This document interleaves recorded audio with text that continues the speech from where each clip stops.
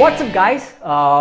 Welcome to my channel. I'm Anand the Shogun. So this is gonna be my first video, and my first video is gonna be about the OnePlus 60. Yes, don't judge me so quickly.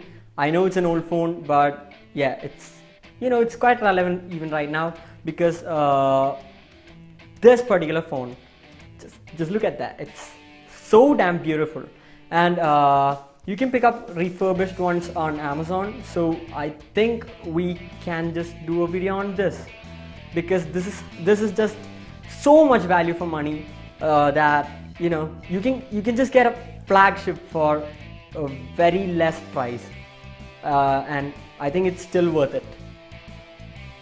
Let's get into the video. It's powered by a Snapdragon 845 along with 6 or 8 gigs of RAM. It's got 128 or 256 gigs of UFS 2.1 storage. It's got a 3700 mAh battery along with a fast charging system called Dash Charging.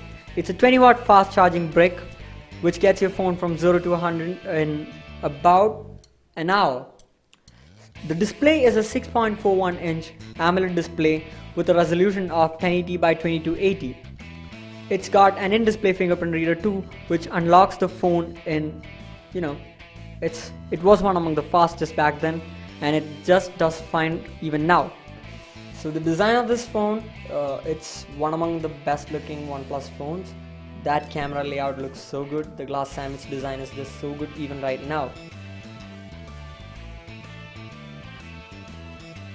On the software side of things, this phone runs Oxygen OS, the latest version of Oxygen OS on Android 10.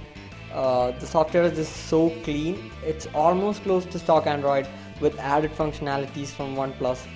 It just makes this phone a better phone to use. It makes the whole experience a lot better. The UI is so clean. It has zero bloatware, and there are added functionalities like gesture controls for certain features, and that's great. The software on this thing is impeccable. The OnePlus 60 has a dual camera setup consisting of a 16 megapixel primary and a 20 megapixel depth sensor. The image quality, it's okay. It takes good photos and good lighting, but when in low light situations, it struggles a bit. There is nightscape which helps a little. Again, the front camera, it's 16 megapixels. It's good in daylight, and like the rear camera, struggles in low light. This phone can record 4K at 60 fps and 1080p at 240 fps. It's also got an intuitive interface and different camera modes. You can shoot RAW from the camera app via the Pro mode, and the RAW files are much more usable than the JPEGs. Overall, it's a decent camera and it's well worth the price. The image quality, with a few tweaks, it can be brought up to the mark.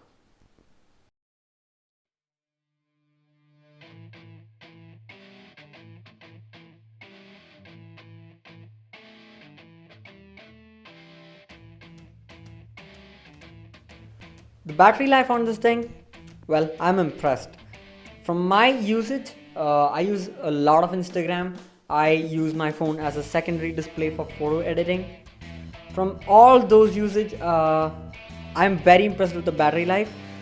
It gives me about 6 hours on an average, and there was one time when I got 8 hours of screen on time with about 9% remaining. That's impressive.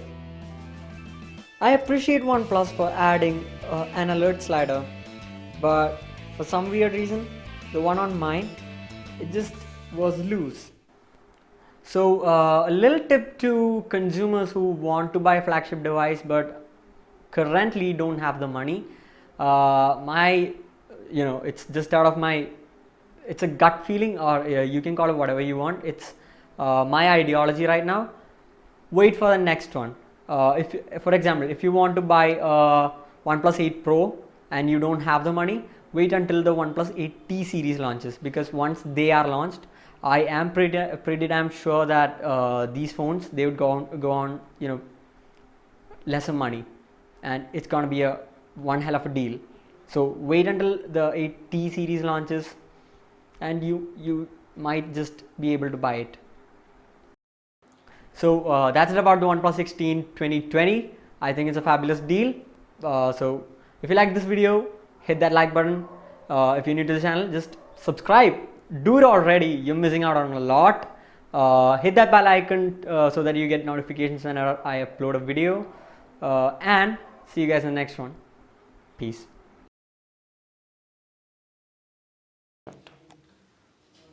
Stop using. So when I went out to purchase this phone, I had two choices. One was the Samsung Galaxy.